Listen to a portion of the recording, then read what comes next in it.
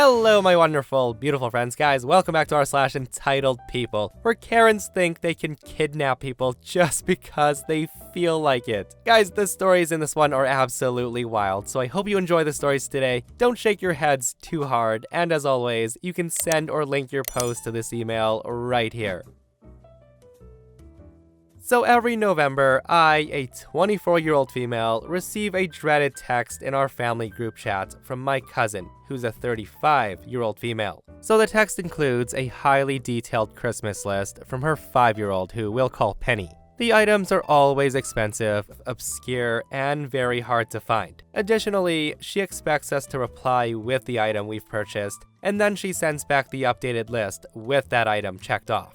Each year, there's exactly the number of items for people in the chat. And once people hurry to claim the cheapest ones, you're left with $100 to $300 items to choose from. My cousin is an only child, and her mom caters to this, as well as her dad, but the rest of us are getting pretty sick of it. Last year, someone didn't follow the list and said they'd already bought something else in the group chat. And she responds with, "Well, that isn't what Penny wants this year," which made them feel guilty for not adhering to the insanity. Now, some backstory. Penny has autism, she's nonverbal, and the sweetest child ever. My cousin and her husband are good parents for the most part, but they're a little self-focused. For example, they're both collectors of things like manga and toys, and they will lose their minds if Penny touches their things. Their home is full of their collections, and they have an entire room dedicated to this, which they call the fun room. And no, their daughter's not allowed in. Not so fun. Now here's the kicker. The items on the list are always a part of a collection, either vintage or certain edition this or that, and tons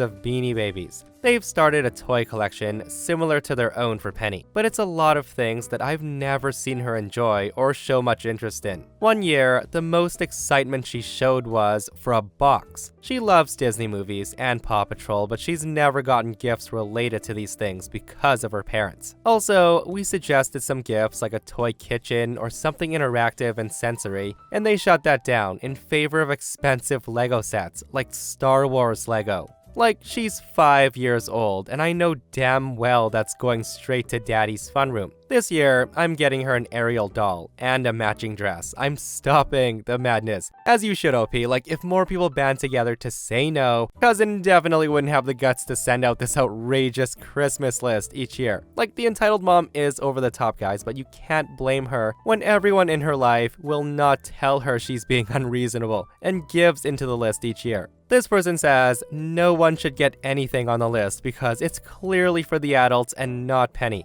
Tell the parents to grow up, and Penny will be getting age-appropriate gifts for Christmas from the group. Agree with that completely. And another thing, Penny's not gonna be 5 forever. And honestly, seeing toddlers and young kids freak out at gifts they get is the best part of Christmas, so someone please get her something Paw Patrol. So here's this story. My wife and I have been married for almost 2 years now. We split the holidays because our families live in separate cities, and these people who employ my wife know that. This year, it's my wife's family's year for Christmas. We've planned it with our jobs, asked off, and both got approved. The only problem is, my wife is a nanny. My wife works hourly, and she gets paid for time ahead of time. She's also pregnant, and the poor woman has days where my future child really knocks it out of her. This results in her owing time, which is fair, we don't mind that. However, this was just too far. So Karen and her husband invites us over for dinner, and this is how it went. Karen basically says to us, "So we invited you because we need to ask you something."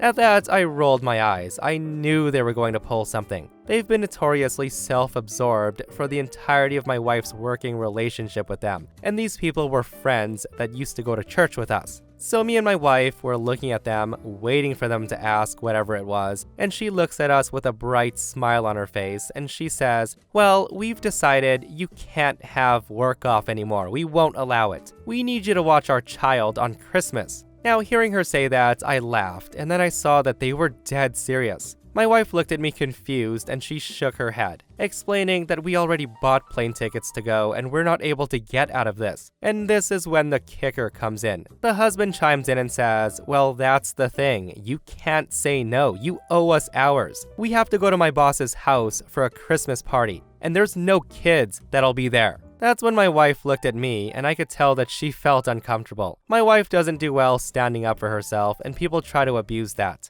None more than these people. So I shake my head no, and I remind them that they approve this. We aren't doing this. We have plane tickets. And of course, they don't take no for an answer. This is when the husband calls his daughter and says, "Jessica, come out here right now and tell them how you're so excited to spend Christmas with her." So in walks the child, which granted is a very big product of her environment. She's 4, and I can't really blame her for how she behaves when her parents act like this. The little girl then grabs my wife and says, "Hi, Daddy said we get to play together on Christmas Day. I'm so excited to play with you." So now, we have 2 parents trying to force this, and a child, that I had to crush the dreams of. Basically what it came down to was me pushing my plate ahead of me and looking them in the eye and said, "You either stop this nonsense right now or she walks. For what you're paying her, you know you won't find someone else." So we leave the house, and my wife thanks me in the car because that was stressful for her and the baby. And then they text us and try to call our bluff.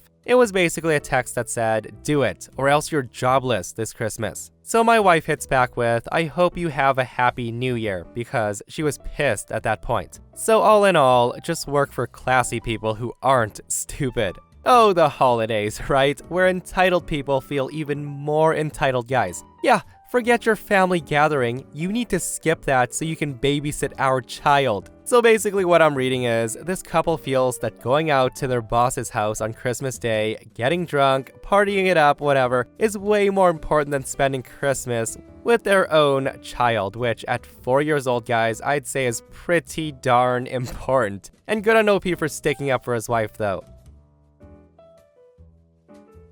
Alright, so back around Christmas 1966, I know, I'm old. My maternal aunt was terminally ill with cancer, so various family members came to visit to say goodbye.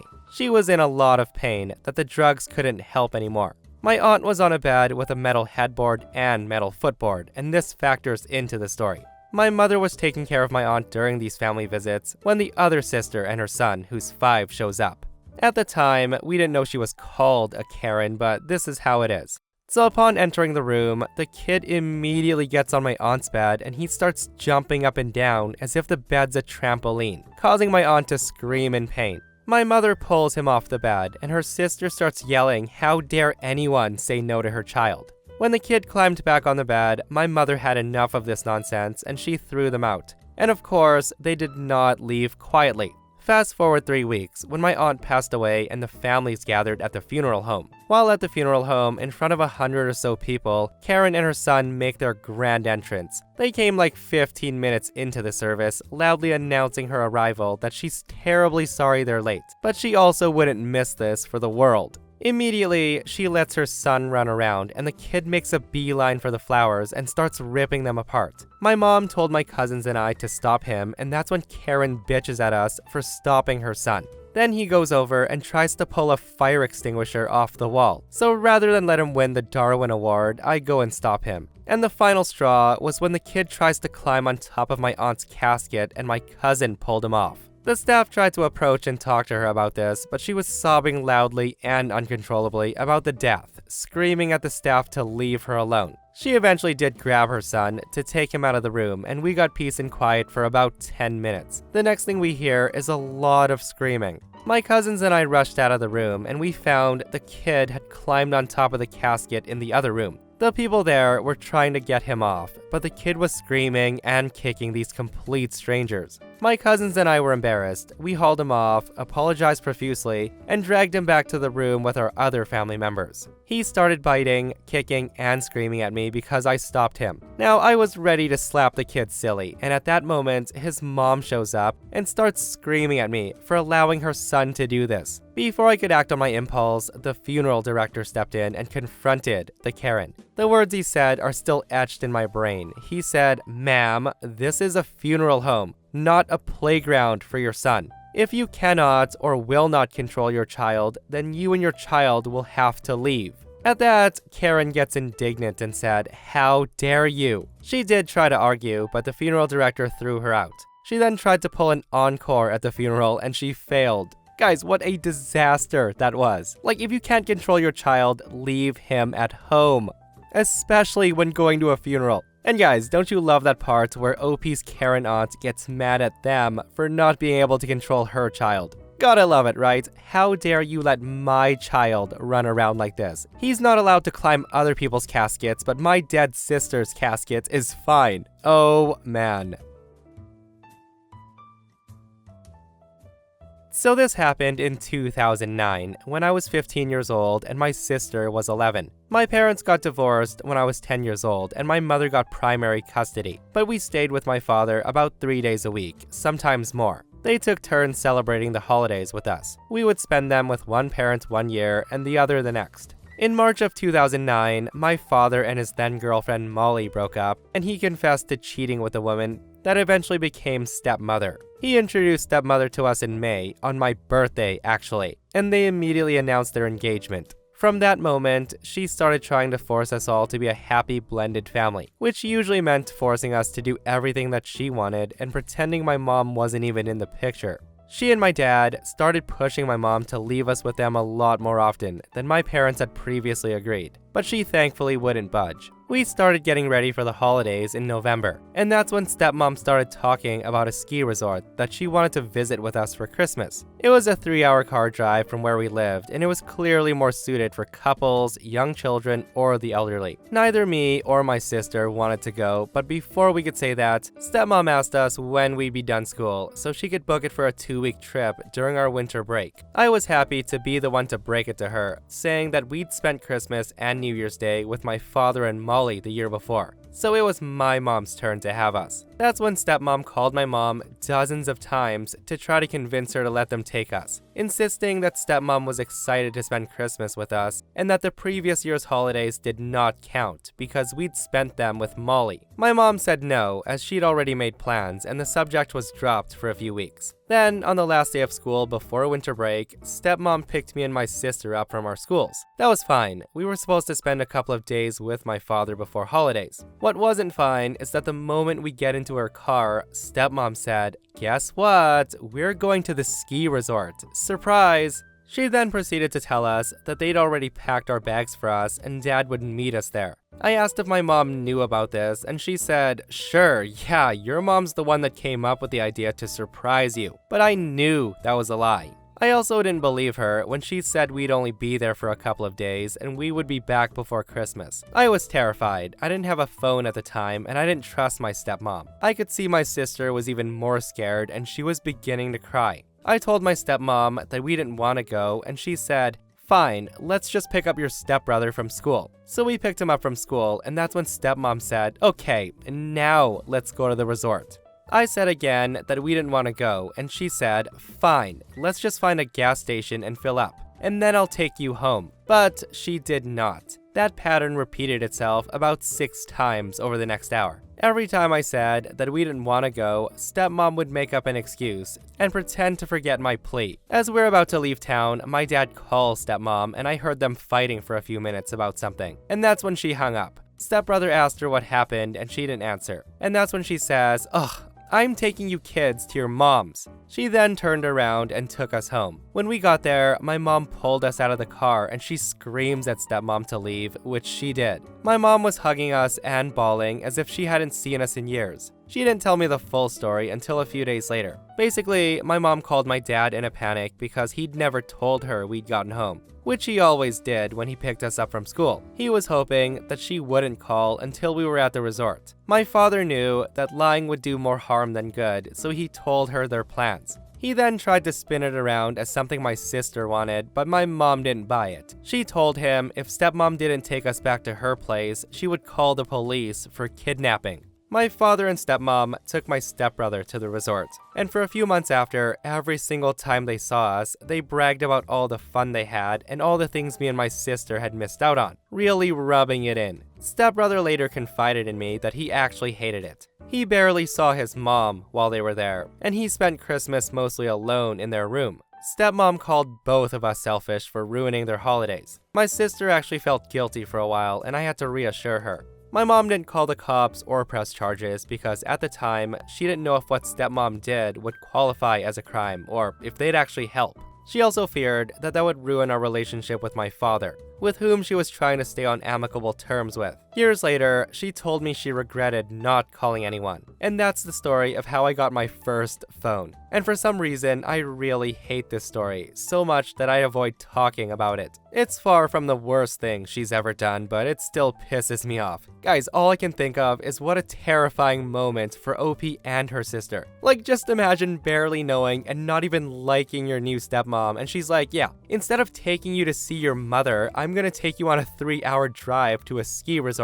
Oh, and your father will meet us there. I would be freaking out, guys. Like, I could not imagine the amount of anxiety and fear that OP and her sister felt that day. And honestly, I'm just glad stepmom had the sense to drive them home after she got that call from OP's dad. Because we all know it could have gone completely sideways, right? She could have been like, oh no, you're not ruining my Christmas. No one's going home today.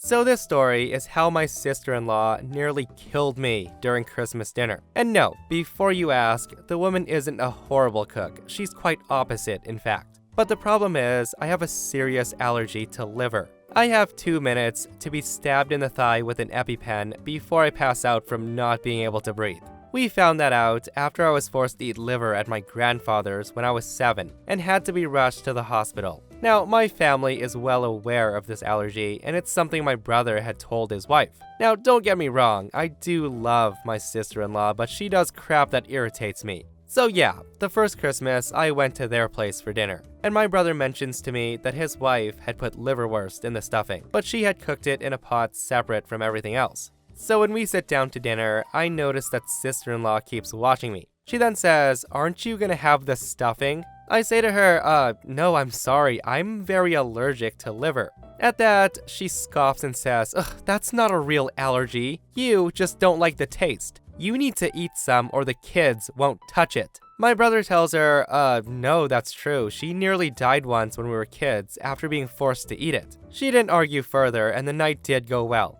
Basically, the same thing happened at Thanksgiving. She put liverwurst in the stuffing and I didn't eat it. That Christmas, she told me that she couldn't find liverwurst and wasn't able to add it to the stuffing. So a few bites into dinner, I feel it. My throat starts to close. I don't really remember what happened next, but I panicked big time. I barely felt it when my EpiPen was stabbed into my thigh and my youngest nephew was bawling his eyes out. My brother had gotten my EpiPen from my purse and used it, while one of our mutual friends was calling 911. I was lying on the floor and my head was killing me. My brother ran into the kitchen and he starts digging through the trash, and yep, you guessed it, she had put liverwurst in the stuffing, and he was pissed. The ambulance arrived and took me to the ER because I hit my head on the windowsill when I fell and needed stitches. A few days later, sister-in-law drops by my apartment unannounced, wanting to speak with me. I had just finished cleaning and I was running the dishwasher. Now, she didn't come to apologize, really. She just said she thought that I was fibbing about my allergy and she wanted to prove it. I, of course, was still pissed with her. She also wanted me to talk to my brother, who was still furious that she sent his big sister to the hospital over something so childish. I say to her, what kind of person lies about being allergic to something? Also, I'm in my effing 30s. If I choose not to eat something, that's my choice to make. She didn't have anything to say to that, but she notices my dishwasher running, and she says, "Why's your dishwasher running?" I tell her I'm baking an effing cake in there. What do you think I'm doing? She then says, "You're a single person. How do you use enough dishes to warrant using a dishwasher?" So me, with 0 F's given at this point, say, "You're a stay-at-home mom. Why's your house always an effing pig pen?"